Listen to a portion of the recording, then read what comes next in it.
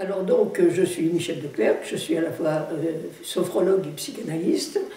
J'ai écrit déjà un certain nombre d'ouvrages consacrés à la psychologie, en particulier chez l'Harmattan. Les deux derniers d'ailleurs étant les Mémoires d'un procrastinateur et le principe de précaution. Celui-ci s'appelle Peut-on changer ? Avec un sous-titre qui est Comment construire sa route. Alors il faut bien dire que cet ouvrage est en fait la réédition sous une forme renouvelée d'un livre que j'avais publié déjà il y a quelques années et qui m'avait été tout de même très demandé, à la fois par les médias et par le grand public, alors qu'il était épuisé depuis un certain temps. Donc c'est la première raison pour laquelle j'ai éprouvé le besoin en quelque sorte de reproduire le sujet. La seconde raison est qu'il est plus que jamais d'actualité. Parce qu'il est clair qu'on voit fleurir de plus en plus, effectivement, des thérapies plus fantaisistes les unes que les autres, plus prometteuses les unes que les autres, et parmi lesquelles il est clair que les patients, enfin le public, se trouve complètement démunis. Donc, le propos de cet ouvrage, c'est d'aider les patients en général et le public, le grand public aussi, à s'y reconnaître en quelque sorte dans cette floraison de thérapies qui leur est proposée. Alors, je vais laisser de côté volontairement tout ce qu'on appelle les thérapies du bien-être ou du développement personnel, qui finalement proposent à chacun de dépasser ses limites, aussi bien vis-à-vis de lui-même que vis-à-vis des autres, en suivant les conseils d'un gourou et surtout en lisant ses ouvrages. Donc, nous n'en parlerons pas, ça ne vaut pas la peine de s'y attarder, mais je vais par contre essayer effectivement d'y voir clair, ou plutôt de faire en sorte que le public y voit clair, entre les deux principales options de la thérapie, à savoir les thérapies que j'appelle réparatrices d'un côté et les thérapies en profondeur.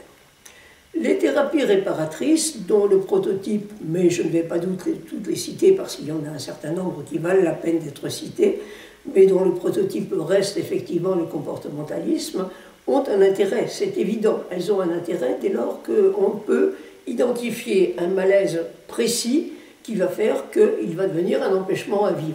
Et à partir de là, on va s'appliquer effectivement à corriger en quelque sorte ce défaut ou cette mauvaise habitude, que ce soit une phobie, que ce soit une addiction, que ce soit un trouble du comportement alimentaire, en pensant qu'une fois qu'on aura effectivement résolu en quelque sorte ce problème, eh bien par un effet de généralisation, la personne tout entière va se trouver en quelque sorte libérée. Donc elles ont leur place, ces thérapies réparatrices, à condition de ne pas confondre, par exemple, ce qui serait une phobie de circonstance. On a été mordu par un chien dans son enfance et on a gardé la phobie des chiens, d'une phobie qui relèverait d'une structure phobique. Et une structure phobique, ça c'est quelque chose qui se construit dans l'histoire infantile, en général par l'effet d'une menace vraie ou imaginaire d'abandon et le besoin d'un appel au secours. Donc on a affaire effectivement à des symptômes qui, extérieurement, pourraient paraître se ressembler, mais qui en réalité n'ont pas la même origine. C'est la raison pour laquelle apparaissent cette fois les thérapies en profondeur, dont le prototype reste la psychanalyse, bien entendu. Le propos sous-jacent étant que nous sommes guidés en grande partie par notre inconscient et que si nous ne mettons pas à plat, ou si nous n'essayons pas, il ne faut pas rêver, de mettre à plat cet inconscient, on ne comprendra jamais à ce qui peut effectivement susciter des répétitions qui paraissent effectivement assez aberrantes tout au long parfois d'une existence.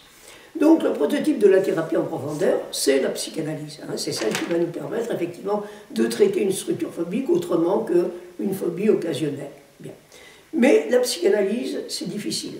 C'est difficile, c'est long, c'est coûteux, c'est parfois douloureux.